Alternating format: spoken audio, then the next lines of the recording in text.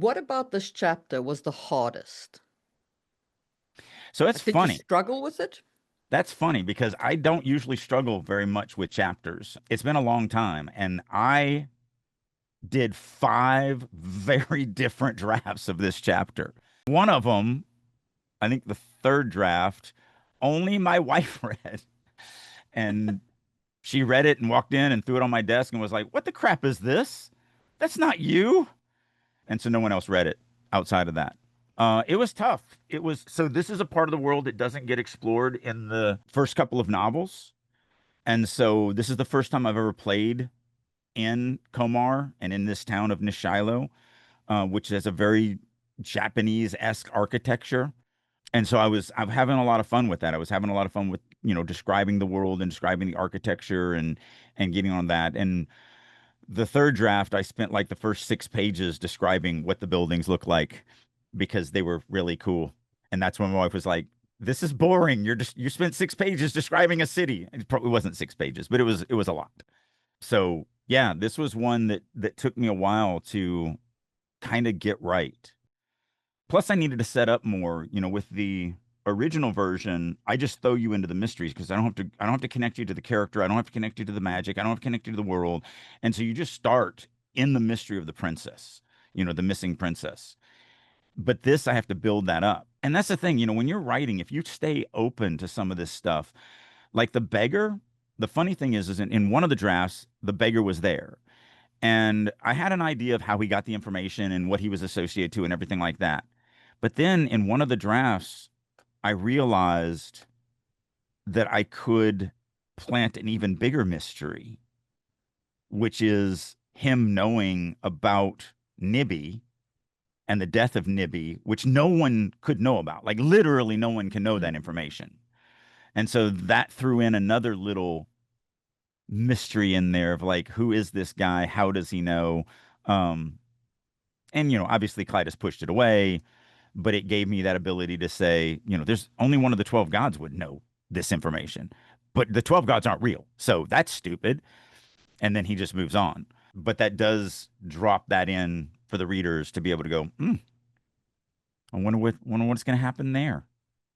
So that happened in a draft that I wasn't expecting because originally, like I said, I had a reason of how this old man got this information and why it was being delivered to Master Yohanan. But then I realized that I could deliver it in a different way from a different path, and it would allow me to open up a different part of the story that I didn't have originally in the original version.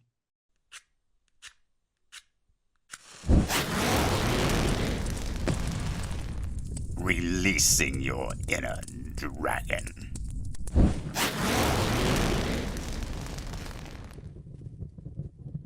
So, Drake, you are putting out a novella. Mm-hmm. Pinky swear promise soon, right? Before the end of the year. Good. And do you want to tell us a little bit about it before we plunge into the chapter? Sure. So this is going to launch the marketing for the Genesis Oblivion saga that's launching next year. It's kind of an intro to the world. It will be free.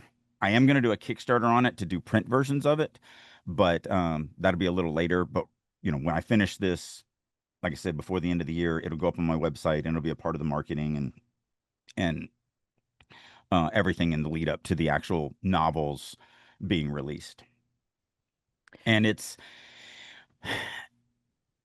really a backstory piece because it's 20 years before the main novel, and it's one of the POV characters and one of the other secondary characters that's in the series, and it's kind of their story of how they met. But So you're kind of writing a prologue as a whole book. I mean, not really. It's a standalone novella. There's a beginning, a middle, and an end. Sounds But like a prologue in a series. damn you. I mean, it does happen before the book, so yes, it is pre the novel. I couldn't help it. It was hanging right there over there. Yeah, I never thought about it like that though. So thank you for destroying my entire soul. That's the second time tonight. Yes, that is the second time. On the plus side, I actually really like the chapter. So, I think that this is going to be a really strong book for those of you who are interested in the Genesis world Hmm. and getting into Drake's writing. I So, hope so. we've been asked by one of our longtime listeners to sort of read some of our own work and talk about a little bit and what we were trying to achieve. So I did a chapter from my unpublished WIP, which is an urban fantasy novel, and Drake is going to do this chapter now on the Genesis saga, which is his opening chapter of the prologue novella. For those of you who don't know why that's so funny, is I hate prologues. Um, so she's picking on me I just saying love it's the them prologue. for those of you who are wondering. So, Most of the time, prologues are done incorrectly, but that's an entire episode all unto itself. And then, yeah, hopefully you'll ask me a bunch of questions about this so we can kind of see yeah. where this goes. All right, I'll share my screen. And if you're on YouTube, you can read along with us. If not, you can just listen to it, and I will read you the first chapter of Shadows of the Blood, which is the title of the novella. So, Shadows of the Blood, a Genesis of Oblivion novella, 20 seasons before Arcanum 1. And then I always have a madism at the beginning of everything I write. So, the madism for this one is some say blood is thicker than water, others that integrity is the foundation of a man. I say family and honor are strange bedfellows, and if a man is forced to choose between them, he may find that he has loyalty to neither. Mad. Chapter 1. Tiny, lifeless bodies. The distinct clacking of Drakenscale armor assaulted Clytus Rillian's ears, echoing in the deserted street. The icy fingers of fear crawled up the nape of his neck. Changing direction, he ghosted into a side alley and slipped behind a stack of empty crates. Ignoring the stench of rotting refuse, he melted into the shadows as three Musari, hard-eyed men sworn to die for the blood, stalked past. Silver moonlight glinted off the lacquered plates of their armor, and death painted each chiseled face of the heavily armed black men. Considering current events, there was no telling what these warriors would do to a foreign-born Hekai if they caught him out and about this late in the eve. Nothing healthy, to be sure. Once the sound of their passing had dissipated into the night, Clytus began counting to himself. His gloved hand fell to his sword, seeking comfort in the worn leather covering its hilt. It was not as if he had any desire to test his steel against the armor of a Musari. Not only would that bring shame upon his master's house, Clytus was not sure he would survive the encounter. Sujin, however, begged him to try. The power pressed against him from beyond the physical realm, demanding it be allowed to fill him to the brim. His master's words floated to the surface of his mind. Sujin be bringing with it strength, speed, endurance. Yet it no be making you invulnerable, you stone-headed fool. The retort had been delivered after Clytus jumped off the 4-story balcony during training, just to see if he could. Turns out, I could. A wry grin curled his lips as he pushed the ever-present call of Sujin away. He let the tension of the Musari's unexpected appearance cascade off him like water falling over a cliff. After a count of 50, to ensure the elite guards had moved on, Clytus peeked out from his hiding place. The dark street lay deserted once more, and it was past time for him to be home and in bed. Alcidice's luck had been with him thus far this day, and until this encounter, he had avoided the guards who served the blood. A difficult task, considering the entire city of Nithshilo was like a kicked wasp's nest. Yet his master had been adamant that it was to be Clytus who took care of House Ioannen's business while he was away. Not that Master Theokin could have anticipated the city being in such turmoil mere days after his departure. Still, it meant Clytus had spent his time dealing with moneylenders, trade masters, and tax collectors, all while avoiding the gathering storm. Considering how close he had come to having his good fortune end, he decided to abandon the main streets for the remainder of his journey home. The side streets twisted like a labyrinth, and the only sounds were the occasional barking of a stray dog or the distant voices and laughter spilling from the few taverns still taking patrons. As he wove his way from one alley to the next, his mind mulled over the rumors he had gathered. More than once over the past 10 days, word had reached his ears about the possible disappearance, or even assassination, of the one-season-old Mushadarian princess. If the information about the High Sovereign's daughter was true, and the immortal emperor had sent an agent to kill one of the blood, one of the royals no less, the next all-out war between this nation and his would happen sooner rather than later. It would also mean my time living here in the kingdom would be at an end. Clyda shuddered at the thought. While there were other Hekai refugees from the Dominion claiming freeman status within the kingdom of Mushadar, most of his kinsmen here were slaves, and regardless of the truth to the rumors, there was no denying that the Musari were out in greater numbers. A young male Hekai, freeman or no, could find himself very quickly on the wrong side of their blades with tension running this high. At least the weather was cooperating. While the day had been on the warm side, the night turned out to be wonderful. Cool, not cold, a refreshing breeze whispered against his skin and playfully batted his long black hair. Clytus took in a deep breath, savoring the aromas it brought. The unique blend of sea salt, late blooming jasmine, and earth grounded him to this foreign land that had become his home while he apprenticed under Master Theokin. Cresting a hill, his gaze fell over the endless expanse of the great ocean. The tiny red moon winked at him from the distant horizon, yet the sea had already begun devouring the smaller of the two moons. And though a silvery glow still flooded the streets around him, the larger of the two moons had passed its zenith as well. Nightbirds sang under the moonlight, their chirps tugging at his eyelids and ushering him to bed. 4 Musari stood at the gates barring entrance to the Nishilo's upper residential district. These men knew his face, thank the 12, even if it was a face they despised. Like all their kind, they wore the traditional Drachenscale hauberks.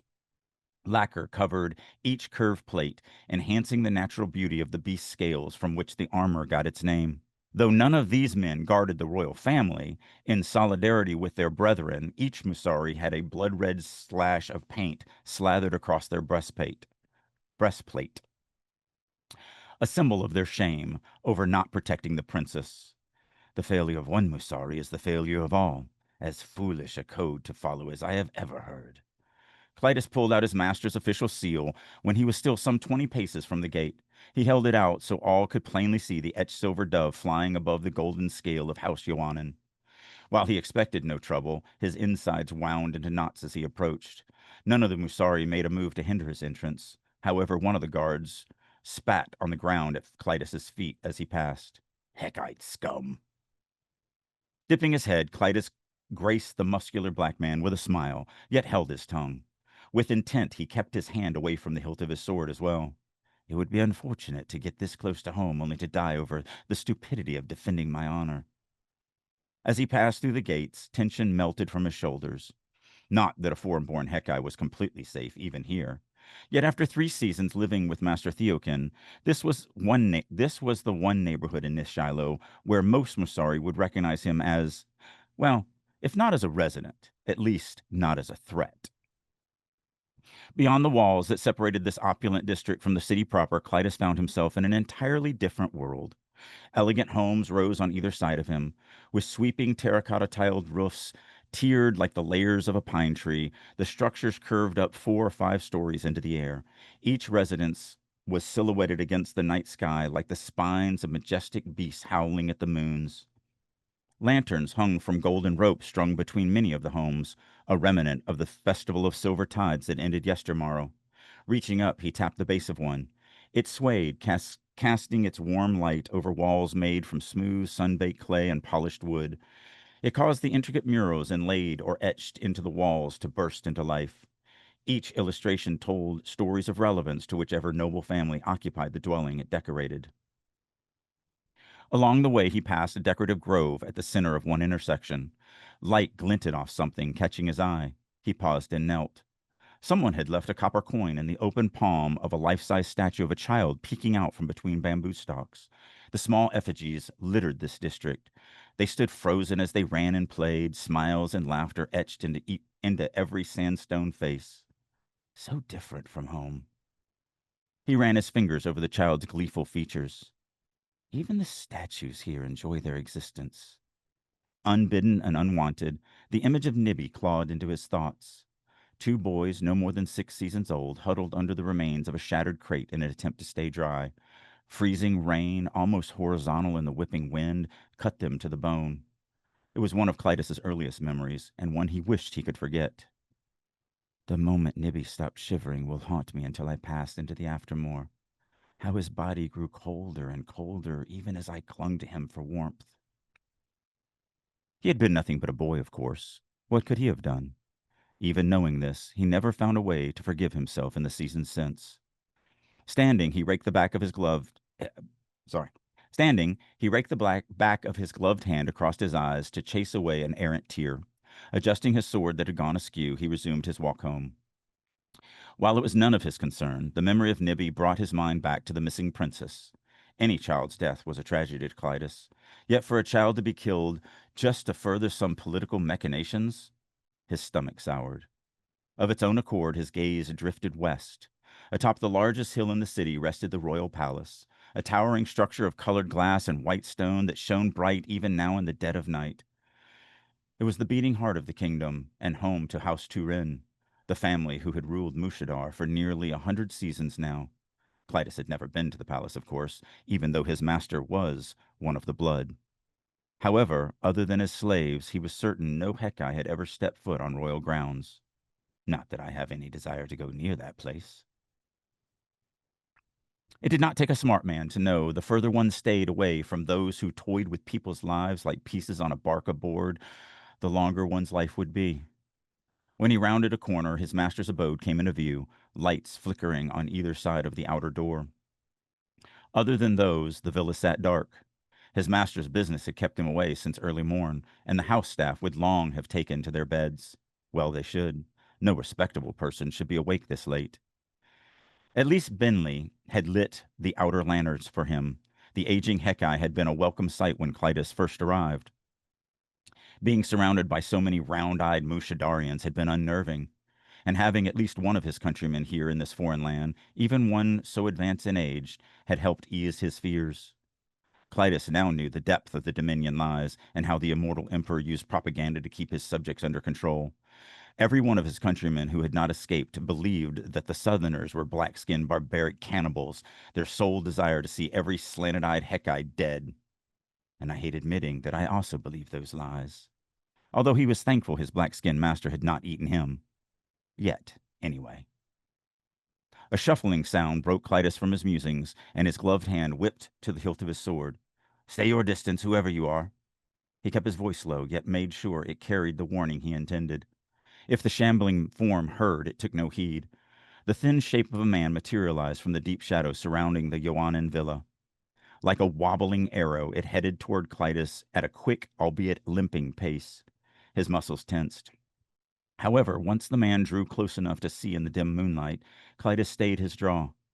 The Southerner's hair had long gone gray, and his awkward gait was the result of a gimp leg.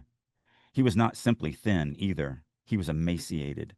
Clytus relaxed, even as pity welled inside him. I have no alms to give, old one. Yet allow me a moment, and I will fetch you some food from our... Before Clytus could even flinch, the beggar's bony fingers wrapped around the wrist of his offhand. I must be speaking to Master Ioannin at once. The elderly man's voice rasped with a dry wheeze that made him difficult to understand. Clytus attempted to pry the man's hand away, yet found the grip stronger than expected. I am sorry, sir. Master Ioannin is not here. He is... When will he be returning? A fervor burned in the black man's eyes. There seemed to be something dangerous about him, and yet there seemed to be something dangerous about him, and Clytus regretted not drawing blade. 2 moons at least. He is... The beggar let go, turned, and began pacing. No time. There be no time. She be long dead in 2 moons. That voice is going to kill me. Though Clytus could not understand the poor man's ramblings, the Southerner's anguish was all too real. Clytus reached out and placed a hand upon the elderly Mushadarian's shoulder. Please, old one, let me fetch you some food. Drink. Spinning, the man batted Clytus's hand away. The child will no ever be found. Lurching forward, he clasped Clytus by the shoulders with his gnarled, sinewy hands. You must be understanding what that would mean for both our nations. The old man, frail as he looked, held Clytus's arms in a vice-like grip. Again, he tried and failed to free himself. I already told you, sir. Master Ioannin is not here. There is nothing. The southerner leaned in until their noses almost touched. The movement brought with it the stench of a body that had not bathed in moons. The Musari be looking to the Hekai being the princess's abductors. The blood as well. As they should. All evidence be pointing to a plot launched by one of the immortal emperor's agents. Nausea racked Clytus, and he suppressed the urge to shove the foul-smelling man away. He would hurt the frail old beggar if he did, and he did not want to add to the man's suffering. I am sure you are correct, sir, yet Master Ioann will not return for several... Yet you be one of his type. The statement sent ice slicing through Clytus, freezing him in place. The dark-skinned beggar released him, staring intently into Clytus's eyes. You be his apprentice, true? Then you must be. He glanced around, though they were alone. Still, the old man leaned in once more before he spoke. Tatsujin.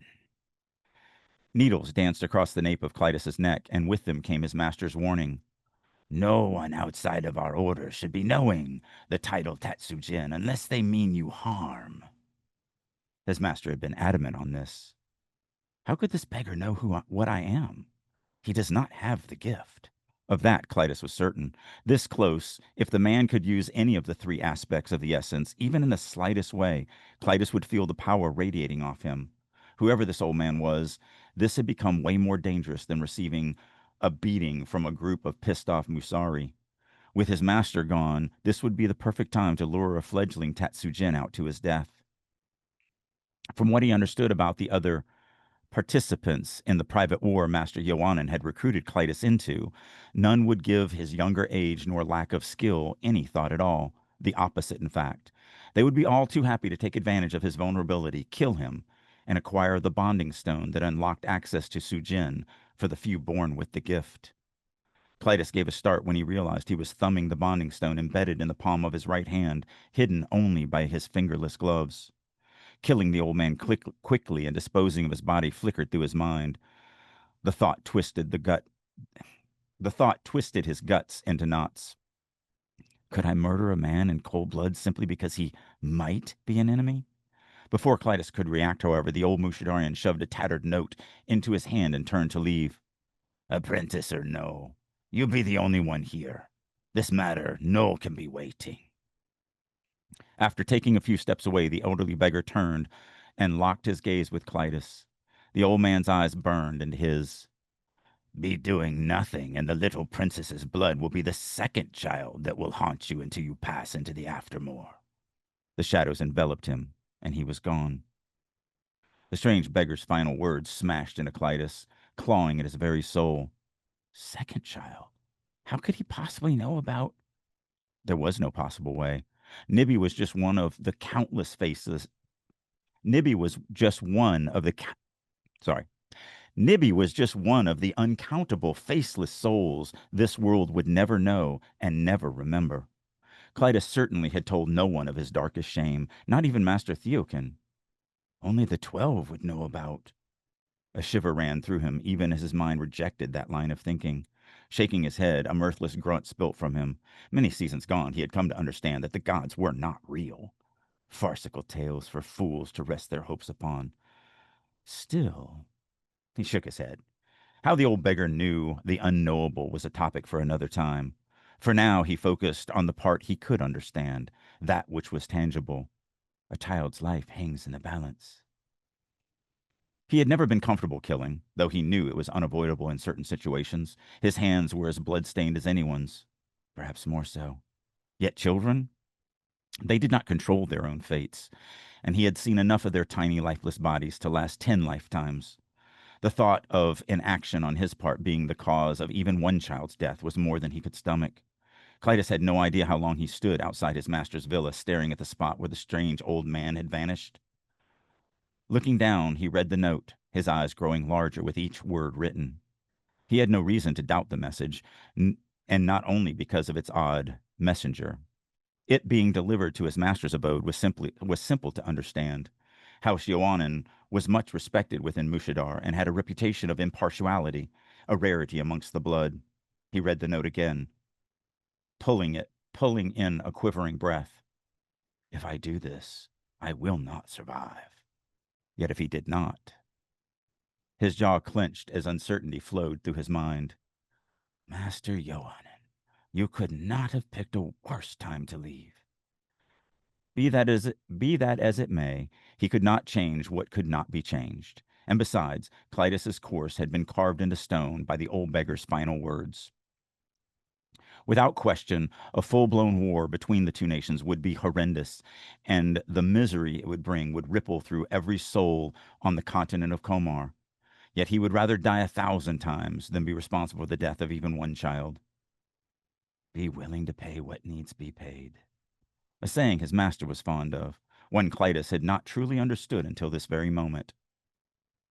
The power of Sujin crouched at the periphery of his senses, demanding, as it always did, to be used. Without thought, he rubbed his bonding stone again. It still amazed him that having a large red jewel embedded in the center of his palm did not affect his hand movement in the slightest. You are stalling. Of course he was. How does a man knowingly and willingly take the first step that would lead to his own grave? His eyes drifted west once more to the highest hill in the city and the massive structure that was the royal palace. No free Hekai has ever stepped foot on royal grounds. The thought opened a hollow pit in his midsection. So much for avoiding the Musari. Without being told, his feet began placing themselves one in front of the other, taking him west and to a fate only the 12 gods of man could know. Cool. Okay, so let's start with what inspired this character. Oh, that's a huge spoiler. That is a huge spoiler. I don't know if I can answer that Okay. because it ruins a massive section of book 2. Because he is a story thing, but I wanted to do it very different than I had ever seen it used before. Then And let me ask it differently. What inspired the character in this novella as he is here? so, for those that don't know, the Genesis Saga has already been published, at least a few of the novels. It's already won awards. It's already garnered a huge fan base. And then I had 10 years of health issues. And since I'm back, the publisher's out of business, the books are out of print. I have decided to rewrite the series from scratch because of the fact that I'm just 15 years down the road better writer.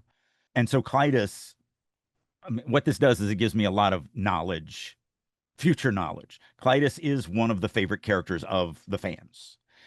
And so this story is also a rewrite. The original version of this was called The Way of the Lion. I've changed the name to Shadows of the Blood for many reasons. But this actually was a gift to the fans originally because you don't get any of Clitus's backstory in the novel. I don't do a lot of backstory anyway. So this really was a gift to the fans to say, hey, here's another story for Clitus. And you can see how he and this guy named Ragnar, which is his best friend in the novel, met. And Ragnar is way bigger than what anyone knows. When you meet him in the novel, he's just a manservant. That's not his past. He wasn't a manservant originally. That is a long, far cry from what he actually is. And so there was no real way for me to get that information to the readers because in the book, he's just a manservant. Now, you do find out in book 4 what he actually is, but that's in novel 4. So this gave me a chance to give his backstory as well in this piece and when they met, when they became friends, because they are two people that should not be friends. They absolutely hate each other. And in this story, they absolutely hate each other until the very bitter end where circumstances change and they realize that they need each other. But yeah, so that's the reason for this story was that. Now, this chapter is new. Matter of fact, the first three chapters of this are not in the original version because the original version I gave to people that had already read book one. And so you already knew the world, you already knew so much stuff. So chapter four in this is actually the first chapter of the original. But it didn't work as an opening for, hey, here's the very first thing you're ever going to read in this world, because it assumed so much. And so I ended up having to build three chapters before it to bring the people into the world, bring the people into the characters, bring the people into the conflict. Because The Way of the Lion, everyone who read that already was in love with Clytus. And so they just went Yeah. right into it. Now I have to build that as a brand new story. And so if we're, the decision was made to use this as a marketing piece. And so there was a lot of work that had to be done to the rewrite to kind of build it to the level to where it would work as a standalone intro piece, not a standalone backstory piece, which is what it was originally. So I love Clytus. He is one of the fan favorites. And so this is just gives, you know, a gift to the people that really loved Clytus. And it allowed them to go on a story with him outside of the saga that happens 20 years from now. Okay. And yeah, I mean, you introduce a very active part of the magic system here, which is the hidden magic of Sujen. Mm-hmm. Was that like is that part of your decision to introduce that more active side of the magic, the more kind of like hidden active side, or? No, and that's probably something that niggles at me a little bit. So one of the things that I love about the opening of the first novel is that you get introduced to magic, and there's two parts of magic. There's Sukai and there's Sulak. And Sukai allows you to manipulate non-living things, and Sulak allows you to manipulate living things. Both are incredibly slow. They call it carpentry magic. It takes hours to do anything. To heal a broken arm, it takes 3 hours. So this isn't combat magic or anything like that. And you learn that there's a third type of magic that is a myth. It doesn't exist. It's not real. There's no proof that it exists. And then you meet Clytus in chapter 5, and you find out, because you've already learned that Sujin doesn't exist, that it's a myth, that, you know, it's supposedly wrapped inside of these, this secret war that's going on underneath a civilization, and that's so stupid. And like, do you actually believe that there's a secret war going on in the world? Come on, that's silly. And then you actually meet Clytus, and you find out that he has Sujin. And so I do like that. I do like the way I rolled it out in the novel. So this does kind of show the readers that Sujin exists before you get into the novel of Sujin doesn't exist. So it does weaken that a little bit, but I don't know. I think it's fine. But that is one of the things I thought about before I decided to make this one the marketing piece, or before I agreed to make this one the marketing piece. Okay. And we spoke about things that a character would die for and things that a character would kill for in the previous episode. Mm-hmm. What is Clytus's motivation? Like, what would he die for? Well, hopefully, this chapter sets it up. I mean, because that's what this chapter's purpose is. Mm. So my goal with this, the reason why we have the walk through town, seeing the statue of the child, remembering that, oh, right, when I was 6, I literally held another 6-year-old who died of exposure. And then I clung to his body for warmth because I was going to die. Um, Hopefully that sets up his insane desire to protect children, because he grew up as an orphan on this really crappy, in this kingdom that is impoverished beyond belief. And so the fact that there's a 1-year-old princess missing, which he should have nothing to do with, Like it's so far out of his realm. His race is not even allowed at the palace. They Mm. will be killed if he goes to the palace. And now, obviously, he's been handed a note on how to save the princess's life. And so, hopefully, that does show you that even though he 100% knows that if he does this, he's going to die, he doesn't, he can't not do it. He has to go and try and save this girl because now he's the only one in town, maybe in the world, who has the information on what it is. Now, I am using the note as a MacGuffin. It is the golden light that's inside of the briefcase in Pulp Fiction. So you never actually learn what's in the note, but you do know that it has something to do with the situation and the information and all that. You learn it at the very end, but I have to, that's one thing I have to hold close to the vest because it kind of would spoil the reveal at the end of the story if you actually learned what was on that note. So it is a MacGuffin through the whole thing, and the reader never actually gets the words of what's on that note. But obviously, it has something to do with saving the princess. And what about this chapter was the hardest? So it's Did you funny. struggle with it?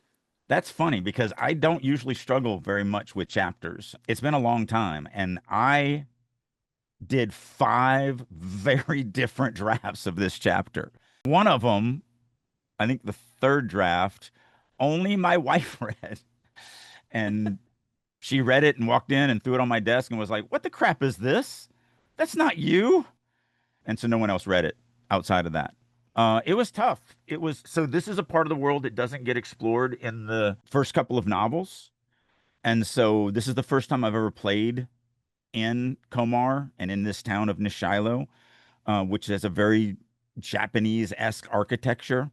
And so I'm having a lot of fun with that. I was having a lot of fun with, describing the world and describing the architecture and getting on that. And the third draft, I spent like the first 6 pages describing what the buildings look like because they were really cool. And that's when my wife was like, "This is boring. You spent 6 pages describing a city." It probably wasn't 6 pages, but it was a lot. So yeah, this was one that took me a while to kind of get right. Plus, I needed to set up more, with the original version. I just throw you into the mysteries because I don't have to connect you to the character. I don't have to connect you to the magic. I don't have to connect you to the world. And so you just start in the mystery of the princess, the missing princess. But this, I have to build that up. And that's the thing, when you're writing, if you stay open to some of this stuff, like the beggar, the funny thing is in one of the drafts, the beggar was there.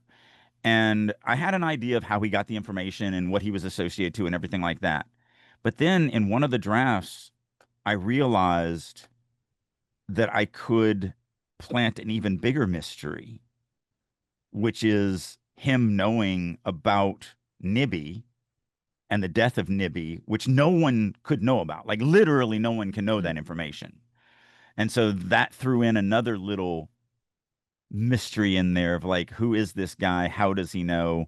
Um, and obviously Clytus pushed it away, but it gave me that ability to say, there's only one of the 12 gods would know this information, but the 12 gods aren't real. So that's stupid. And then he just moves on. But that does drop that in for the readers to be able to go, I wonder what's going to happen there. So that happened in a draft that I wasn't expecting because originally, like I said, I had a reason of how this old man got this information and why it was being delivered to Master Yohanan. But then I realized that I could deliver it in a different way from a different path, and it would allow me to open up a different part of the story that I didn't have originally in the original version. And besides, obviously telling the story of the novella and introducing Clytus and a little bit of the world, does this connect to the bigger story in any way? Like, do the events here affect the bigger story? Yeah, in a lot of ways. First of all, obviously Clytus and Ragnar, Yeah. the second POV of this story, because it's a 2 POV, and I bounce back and forth between Clytus in one chapter, Ragnar in the next chapter, Clytus in one chapter. Not only getting their backstory and all of that, and you see them in book 1. The 1-year-old princess is actually the love interest of one of the characters 20 years from now. So this is her first appearance in the story. And the funny thing about that is she's a student at a magic school, and everyone picks on her because they think she's lying. Yeah, you're a princess, right? Sure, you are. So this actually shows you that she actually is a princess, even though in book one, as much as she says she is, everyone is just like, you're lying. That's stupid. You're not a princess. That's dumb. Yeah, you're the daughter of the most powerful emperor on an entire continent. Right, sure. That's real. So that ties in there. I do try. I mean, that's one of the things that I do pride myself on is that everything connects to everything connects to everything. So I've always got a web of how things are connected to everything else. Um, and so it's important for me to connect things. That's why, like I said, when I wrote this, I had an idea of how to use the old man to connect to certain things. But then when I got the idea to connect it to the gods, that worked out better for me because I didn't have an avenue for that normally in this story. So that opened up a whole different set of spider web connections for me to thread things through. So So you just said that you took the decision to like obviously you originally you took the decision to start with Clytus because Clytus is a POV in the main story, etc., etc. But when it came to the novella itself, I mean, you have two POVs. mhm. Why did you decide to start with Clytus as the opener? Because Ragnar is a pissed off, racist, hateful, like he's not a good character in this story, and I definitely didn't want to open up with that being the opening chapter. Um, I mean, he is super racist. He hates the heck guy. There is reasons for it. You learn it through the thing. You know, the mortal emperor that's a part of the Dominion, that's the leader of the Dominion, is insanely trying to kill these people, and he has sacrificed his entire civilization for the last 1,000 years to just keep attacking and attacking and attacking. He doesn't even care. He is insane. So there is a reason why the Mushadarians hate the Hekai, but the Hekai are really victims. They're not. Yes, they've been propagandized. You got a little bit of that in here. Yes, they believe that the Southerners are evil and they must be destroyed. But in actuality, that's all propaganda lies. And so Clytus has learned this because he was pulled away and brought down here into the civilization because he does have a gift that very few people have, and his master found him. But yeah, he's in the next chapter when you actually meet Ragnar, he is sleep deprived.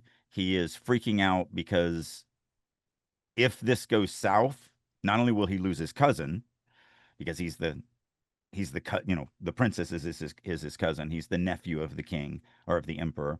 Both him and his father will lose their heads over this because of the fact that they're responsible for protection. You know, they're in Mm. charge of that. They're the law side of the kingdom. So he's a little stressed right now because she's been missing for about 10 days, and it will cost his entire family their heads. If he fails at this, he kills himself, his father, Mm. and they don't. His mother's already dead, so it's really just him and his father. But still, he is risking a lot. So when you meet him, he's in a very high stress situation, and I just didn't think that was the best character to start the story in. So, and plus, you kind of need this to understand where he's at because you jump right in the next chapter. You jump right into him at it's 4 o'clock in the morning right now. He's still awake. He's still going through spy reports and everything like that. And I think and again, that's one of the new chapters, but I think without this and understanding what's at stake, it would be harder for you to connect with Ragnar as a character in his situation without understanding, oh, yeah, no, this princess is missing. And now we're going to get to see it in chapter 2 from Ragnar's side, from, the the cousin of the princess that's missing and what the ramifications of that will have on him and everything like that. So I think you need this information to really understand that next chapter. Um, and when you were setting up kind of the I guess Clytus in this city and Clytus kind of facing the Musari and so on, like you know, you've got inherent conflicts there in terms of like Clytus's relationship to the people around him who think, you know, like he's a dangerous dude and all the rest of that jazz. Which is, I mean, clear from the writing in like his interaction with the gods and so on. Why did you decide to start with Clytus literally hiding from a passing patrol? Um, that's a great lesson for listening to your beta readers. So I personally like a slower burn. I like to start stories.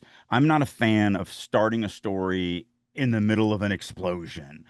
I don't think I feel like if you haven't connected to the character, you don't care about the plight of that character. And so originally when I wrote this, one of the mini drafts, it was just Clytus walking home. That was it. There were no Masari. He didn't meet Masari until he got to the gate between, you know, the guards that are guarding the royal district where the blood actually live, which is where he lives. And one of my beta readers was the one who actually said, you know, there's no conflict. Man, actually, I say one of my beta readers. It could easily have been you, for all It I was remember. me. Okay, all right. Once I started thinking about it, I was like, that may have come from you. But that's that being open. And so yeah, I remember now. You were like, hey, there's no conflict at the beginning. And I was like, yeah, but I want it to be a slow burn. And you were like, it doesn't have to be big. You should find something, some little thing that would that would at least start it off. And that's what gave me the idea to go, you know, he could just be I could literally start the conflict of him hiding. It would give me the transition because transitions are very important to me. There's those organic transitions of something has to happen to make me think about something, which makes me think about something or makes me do something. And so with the Musari showing up at the beginning, it allowed me to bring in the fact that the princess is missing right up front because you didn't get that until much, much later in the chapter. And so, yeah, you poking me with the fact that I started off too slow with no conflict whatsoever, just a dude walking home, which I liked. It worked for I mean, me. to be fair, I think it was more than just the dude walking home. I think it was the dude walking home plus like at least 3 paragraphs of building descriptions. Yeah, I That really, I leaned into the buildings. that Um, had me going like, you know. yeah, yeah, no, well, again, like I said, that's the difference between, you know, we as writers, we have ideas, we have things that we want to do, we have things we want to explore, but it doesn't mean that they're the right thing to do for the reader. So just because it makes you excited, we don't write for ourselves. Now, this chapter still tickles me pink. I love this chapter. I think it turned out very strong, but I also need to make sure that it's strong for the readers. And so while you know, spending 3 or 4 paragraphs describing the Japanese-esque architecture that I have in this city was really cool to me, and it tickled my web toes. It didn't do anything for anyone else.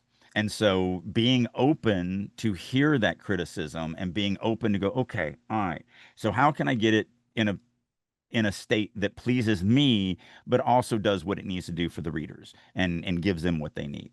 And so being open for that is vitally important because we are not islands. You know, everyone thinks that writers are islands, that everything comes from them. And I just think that you will make a weaker story. You know, the collective is always smarter than the individual. And so by allowing those ideas to come in and then filtering them through your author voice, filtering them through how you want to roll it out, I think is vitally important. So yeah, and I do love the beginning of this now. Matter of fact, we used the beginning of this in a previous podcast just to talk about rolling out world building in an organic way. Because it still Yeah. gets you, even though I don't start in an explosion or a fight or whatever, I always do start out in media res. You know, I pretty much I write in media res. It's just you're watching the camera's on, I'm writing very visually. That's my style.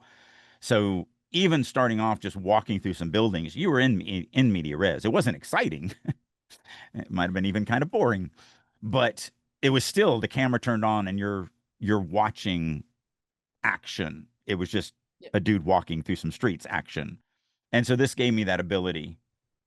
And so the takeaway to that is just listen to others. You are not the smartest apple on the tree.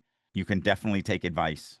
And I think it improved this tremendously. Just that opening little conflict, which does not get resolved. Like, that's what's so funny. They, nothing happens. Like, somebody, even, I had another beta reader that was like, you should have one of the Musari look in and almost see him or something. And I'm like, it doesn't really add much to me. And if they Mm. actually see him, then I have to do something about it.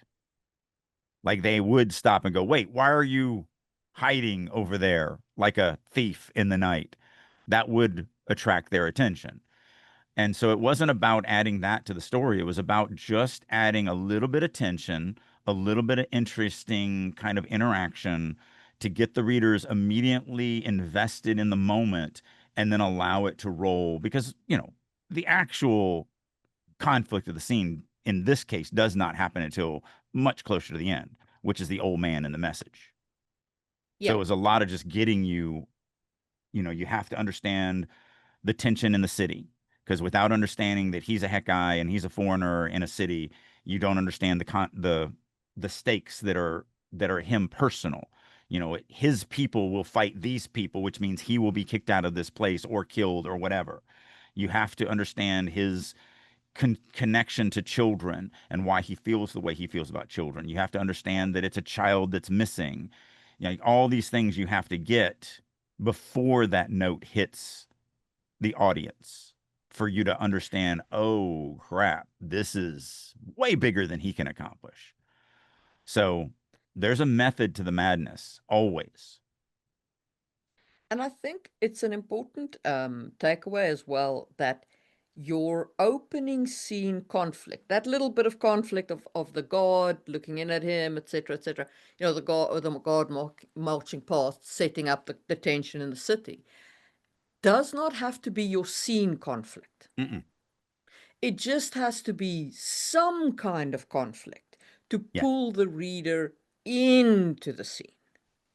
Conflict, question, Yeah, something crazy situation, something that makes them go, all right, I'm going to read another couple paragraphs. yeah, Like, there's something here pulling me forward. And so that's what this does. This isn't earth shattering. This isn't, Darth Vader putting Princess Leia in chains, you know. mm, But it's enough to make you go, all right, I'm in. I'm in for at least another couple paragraphs. Because that's what you're yeah. doing. You're buying the next couple of paragraphs, and then those are going to buy the next couple of pages, and those are going to buy the next couple of chapters, and then those are going to buy the next couple of novels. Like, you just keep buying more and more and more and more, and your reader starts trusting you more and more and more and more. And in terms of the setup that you did here for Clytus's backstory, Hmm. did the city have those little statues, or were they invented No. in order to Yeah. create? Yeah. No. That was all invented to allow me to.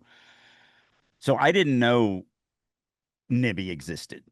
That Mm, was on the fly in here. I knew Clytus's backstory of he was an orphan on the streets of Tofushi, which is a city up in the Dominion. It's the capital city, so it's one of the most destitute for the people. Uh, his father was conscripted when he was still in his mother's womb. His father was killed, sent out on one of these pointless raids. Um, it's not a good life for him. And then when he was around 17 or around 16, he Master Theokin was up there and accidentally kind of ran across him, and was, because they can feel power. That's why I mm, have in here that he's like, he knows the beggar doesn't have any power because he would feel it. So any mm, of these types of mages can feel each other. That's one of the things that they can do. And so when Master Theokin's walking by, even though Clytus was what's called unlocked, he didn't have this bonding stone. Master Theokin knew that he was one of his type, and so he snatched him up off the streets and got him out of there.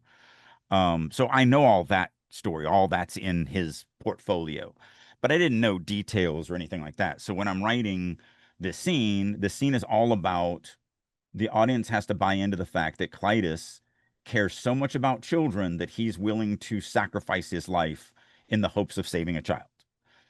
And so to do that, I have to get the audience to buy into that. And so I came up with the idea of, okay, well, I've got to do something with him with a child. And I was like, oh my God, how sad would it be is, when he was a child, he actually held a child as it died of exposure. Like that is a heartbreaking, soul crushing thing to, experience. And so then it was like, okay, well, now how do I get to that memory? What's the catalyst? Because again, transitions are very important for me. And I'm like, oh, there's a statue of a child. Well, what causes that? Well, somebody left a coin in the hand and that glints off the moonlight and catches attention. And he's like, oh, what's this? Oh. And then, the fact that the statues were laughing and dancing and all of that makes him go, my life sucked. My people, their lives suck. Like these people have statues that are happy. Like this is wrong. This is bad. Um, and so it just that transitions straight through to that memory in a really organic way to me.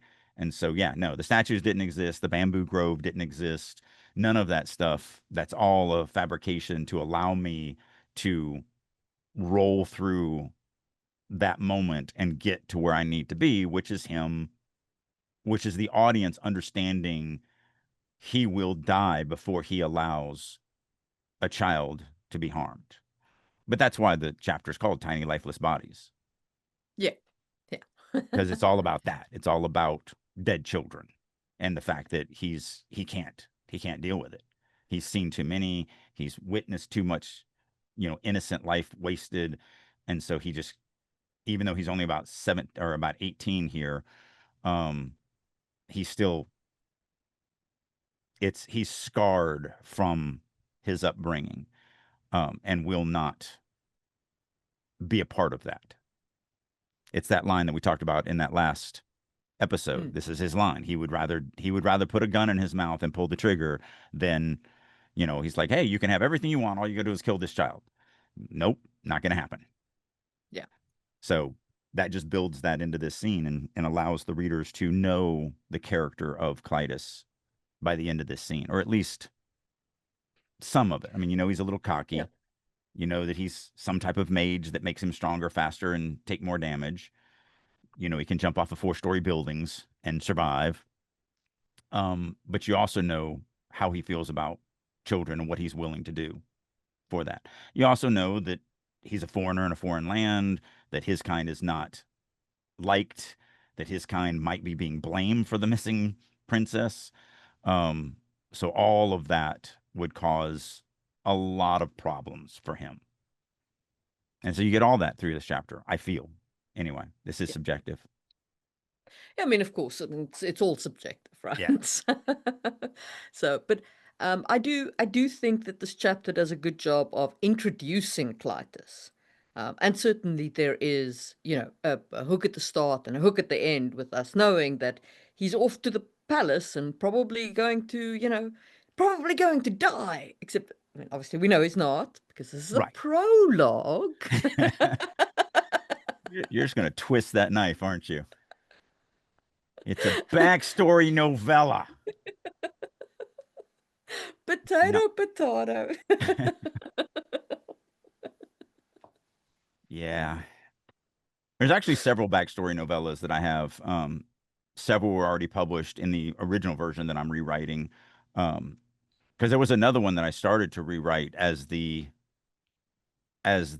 marketing piece, but when I got a couple chapters into it, you really need to know the world.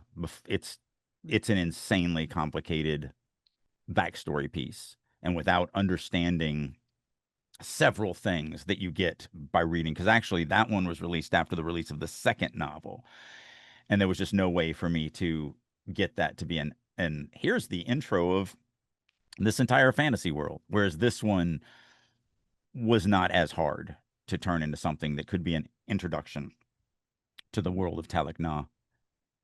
Just on a from the I almost said enough. I almost used an idiom which translates into from the ox to the coat, which really that sounds weird in English, but But give it to us. What would it be? I love the Finnish stuff. no, it's actually an Afrikaans one. It's funny os na die jas. um, Osnadias. yeah, funny os na die jas. um, and And it means so from the ox to the cart. no, from the ox to the coat. From the ox to the coat. Yes. Yeah, that's a line you're gonna have to draw. so, so it basically the meaning of the idiom is to talk about something completely different, like on Ah, a side note. Like okay. All right. that's the meaning of the idiom. Um, on a side note, it actually just struck me that all of my novellas, like because I'm working on one that's going out to subscribers of my newsletter, Mm-hmm. you know, that they subscribers of my newsletter get a novella free every December. It's like a Okay. Christmas present. And all of my novellas are planned for post the stories. Like they're all like, this is how stuff has changed for the character. This is where the characters are now, that kind of thing. That is interesting because I don't think I've ever written a novella post. All of mine are pre. And I think Mm. it's because not that you put a lot of backstory in your stuff either, but since I put so little backstory in the only backstory you get is what you need to understand the novel right here. Um, so like I never go into, that Ragnar and Clytus, you eventually learn that Ragnar is royalty, for even though you know him as a manservant. You do know that the friendship between Clytus and Ragnar is an unlikely friendship, but that's it, because you don't need to know anything more than that in the novels.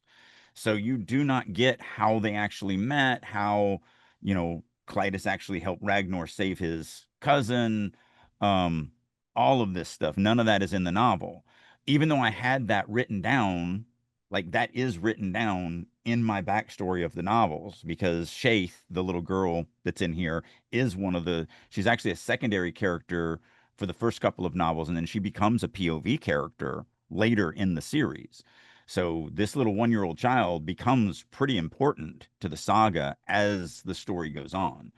But so I had all this stuff in my notes, all my backstory notes, but there's no way for me to give them to the reader because I don't do that in a novel. To me it weighs the novel down. It has nothing to do with the events that are happening in this novel, and so I just stay away from that. So one of the things that I use, and I probably got about 20 novellas for the Genesis saga, and they're all backstory pieces. They're all, this is something that you don't need to understand the novel, but here's some really cool information that expands this thing to a level that you really start seeing all the connections. But you don't need it. You're not missing it if you don't have it. So I think in part it might be like, 'cause I give very little backstory about anything. Right. I'm just like, reader, You get nothing. you get nothing. It's just like, here's the world, catch up. Yeah. um, but I think like the reason why I focus like on the post and why it's the post that I want to write the novellas in is I write and enjoy and read and all that a political epic fantasy. Hmm. And the problem with political fantasy is the change that results from Hmm. events that has been set in motion is very hard to show because it takes time. Right. Like X amount of time has to pass before institutions begin to change and minds begin to like it's hard to compress that into a Yep. novel. So setting a novella 2 years after the end of the book allows me to show how the empire has changed. Like Yep. all of these things that the characters did has resulted in this political change to their world. Yeah. And I enjoy And, that. and that's probably why I do pre, because all my stories are character relationship stories. And so you get to see the change in relationships instantly. There is Yeah. no, oh, we need to wait, Mm. 2 years to figure out how this happened, because I am a solely character focused writer. And the bigger story happens around them, but really it's about the characters and how they deal with it and how they're changed by it. So they're changed instantly, and so and again, this is But why we have see, the different writers. characters are changed instantly. But this is the problem with political fantasy. It was all political fantasy, right? It is so hard to Hmm. end political fantasy in a meaningful way Yeah. because you cannot instantaneously change. You can't go kingdom democracy. Right. Like, nowhere Right. does that happen. You cannot Yeah. go democracy king, like these like if you think of the Roman Empire, they thought of themselves as a democracy all the way through because they technically still had a senate, they even though they Hmm. had an emperor, it's like these things are slow grinding changes, and you can't just go boom, Right. yay, Yeah. like all Yeah. pretty happy, like your whole place has now changed and now has completely new political institutions. That's not, you can't do that. Right.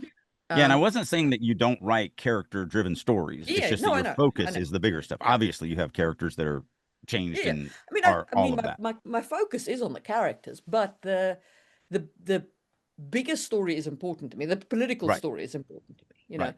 But that's and the reason why, well, the difference meaningful is change takes time. right. Right. Well, and yeah, it takes time. And that's the difference for me. What I'm doing for my big stories, there's always a button. Mm. What is the button that is pushed that ends? You know, I have a button that goes, oh, look, we were a tyranny. Push the button. Now we're a democracy. Like it's always a It's button. Now, obvious. Well, that's why I can't do political stuff. But it's, oh, this evil is going to destroy the world. Push the button. Evil's dead.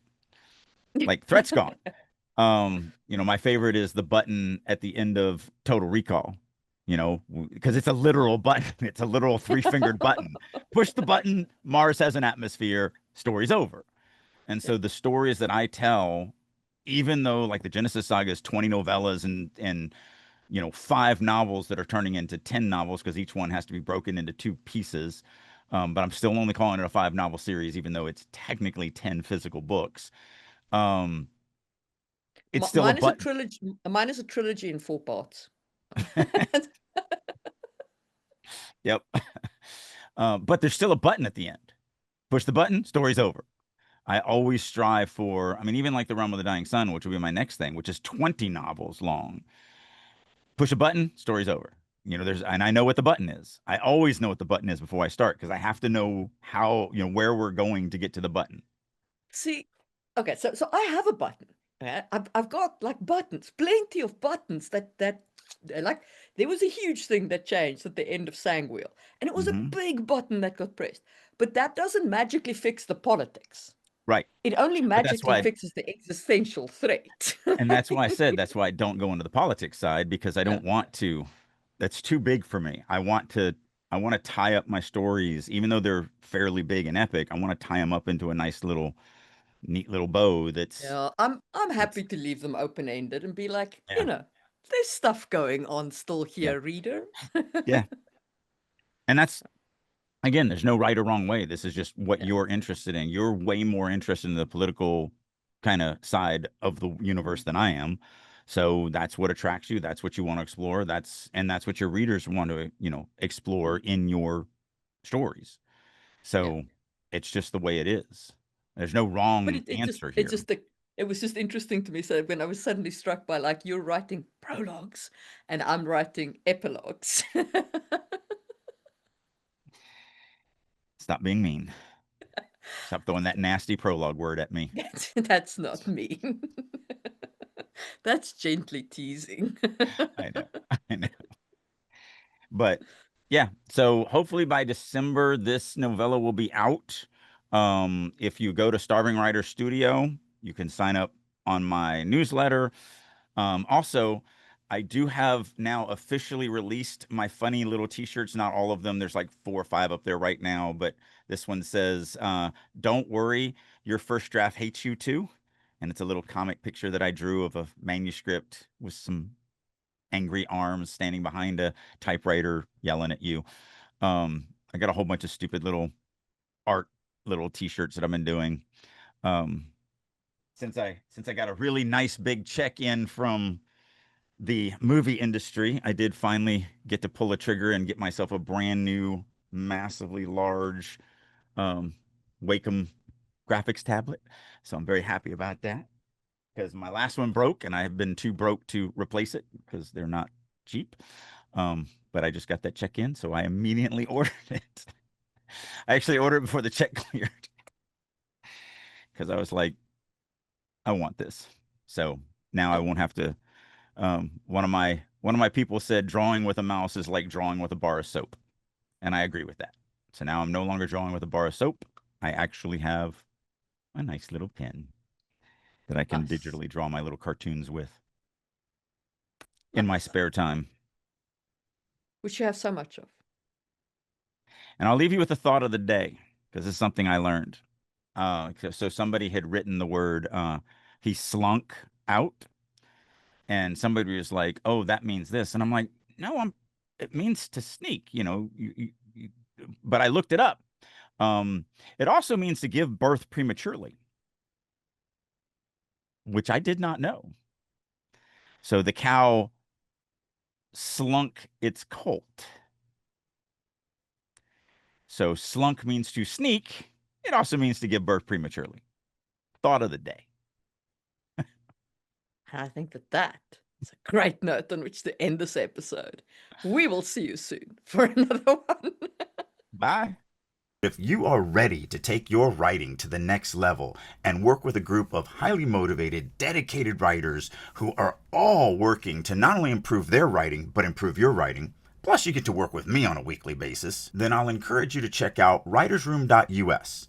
This is a website that I have created that I really wish I had 30 years ago. It's everything a writer needs to become a better writer. Not only do we do weekly critique sessions, both from other members as well as me, we have daily writing sessions, I do monthly classes, Q&As, we have activities, I do all sorts of learning exercises, such as I do a quarterly writing prompt contest, and just tons and tons and tons of things. So if you're ready to get serious about your writing and you want to actually finish that novel and have a chance of it being published, then I encourage you to head on over to the Writer's Room and join me there. And as a special promotion for listeners of Releasing Your Inner Dragon, I'll go one step more. If you would like to get 50% off for 3 months, reach out to me. There's a million ways you can do that. You can do it through starvingwriterstudio.com, drakeu.com, any of my social medias such as LinkedIn, Instagram, Facebook, X, whatever. Reach out to me, say that you would like to check out the Writer's Room for 50% off, and I will send you a link that will allow you to do just that. So hopefully you're ready to start getting serious about writing, and I'll see you in the Writer's Room. Thank you for tuning in. This is Marie Mullaney, your co-host on this literary adventure. Our goal is to provide you with valuable insights and discussions on writing. If you believe in our mission, please like and subscribe our podcast. Sharing our episodes with your community not only helps us grow, but also contributes to a richer, more diverse conversation about storytelling. We appreciate your support.